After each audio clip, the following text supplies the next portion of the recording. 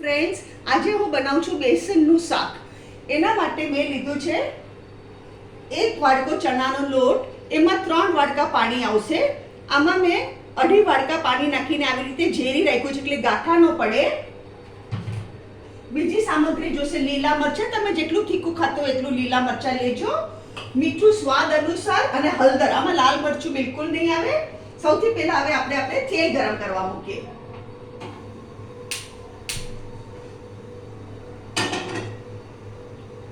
આમાં શું કરવાનું, બધા લીલા મરચાં નાખી દેવાના.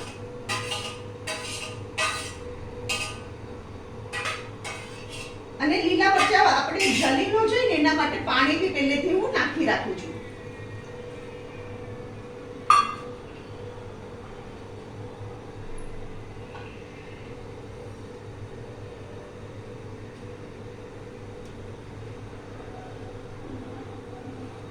હવે આમાં હું આ ચણાનો લોટ નાખું છું.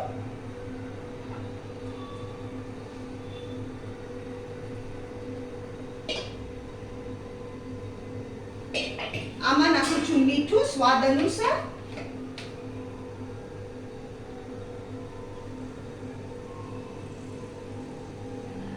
મેં અહીંયા 1 ટીસ્પૂન જેટલું મીઠું નાખ્યું છે. અને હલ્દી પાવડર 5 ટીસ્પૂન જેટલો હલ્દી પાવડર. હવે આ ઘટ ન થાય ને ત્યાં સુધી આપણે એને હલાવવાનું અને એકદમ ઘટ કરી કાઢવાનું.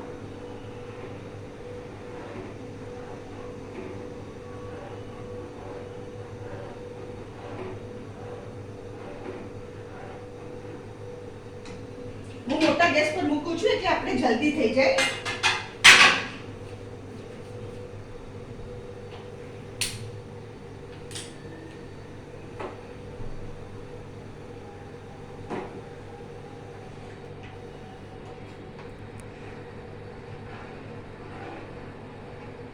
આ બહુ સરસ લાગે અને પૂરણપૂરી સાથે તો બહુ જ ટેસ્ટી લાગે. કે તમે પૂરણપૂરી બનાવીને આપીશો ને તો બહુ જ સરસ લાગે.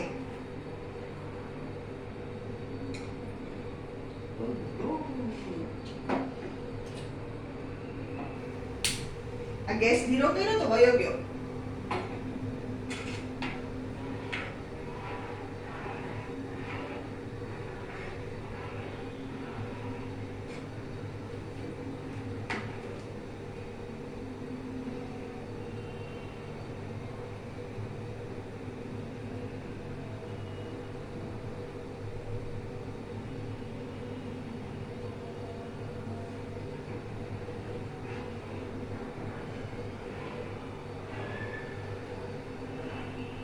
અમારું ઘટ થવા આવ્યું છે.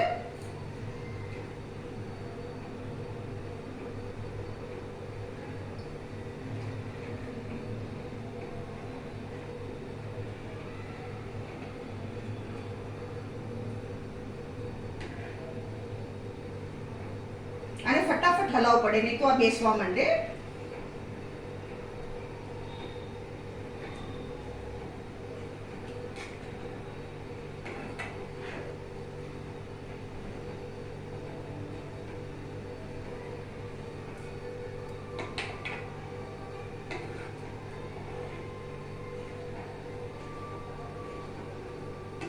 આમાં કલર નથી આવ્યો, હું જરા હજુ હળદર નાખું છું.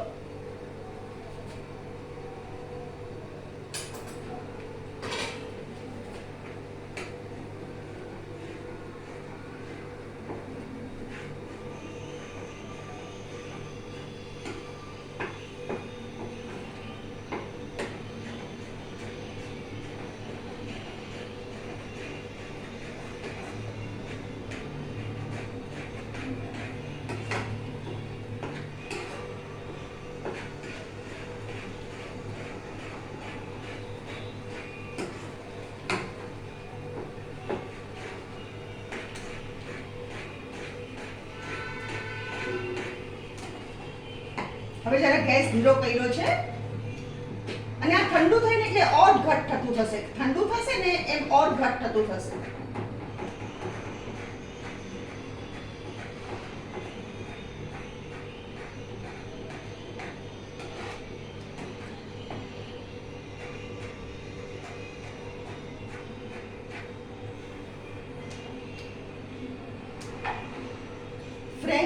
છે આપણું બેસનનું શાક.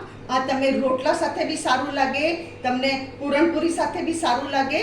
તમને અગર આજની મારી રેસીપી પસંદ આવી હોય તો મારી વિડીયોને શેર કરો, લાઈક કરો, મને કમેન્ટમાં જરૂર લખો અને મારી ચેનલને જરૂર સબસ્ક્રાઈબ કરો.